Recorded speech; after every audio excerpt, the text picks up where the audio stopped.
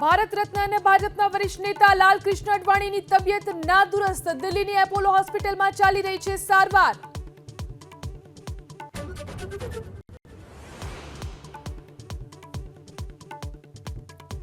હોસ્પિટલના medical store પરથી જ દવા લેવા મજબૂર કરનારાઓ પર હવે લાગશે બ્રેક. કોઈ પણ હોસ્પિટલ પોતાના સ્ટોર પરથી દવા ખરીદવાની દર્દીઓને નહીં પડી શકે ફરજ.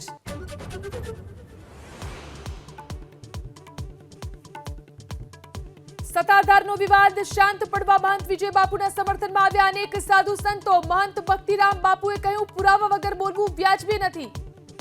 જેની પાસે કઈ વાંધો હોય કે પ્રૂફ હોય તો એને પર્સનલી સમજી લેવું જોઈએ.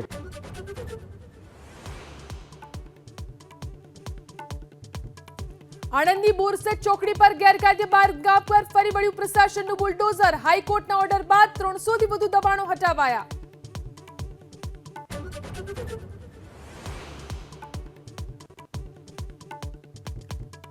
મહારાષ્ટ્રમાં કાલે થશે મંત્રીમંડળનું વિસ્તરણ. ભાજપના 21, શિંદે જૂથના 12 તો અજીત પવાર જૂથના 10 ધારાસભ્યો બની શકે મંત્રી. ભાજપને ગૃહ વિભાગ મળવાની શક્યતા.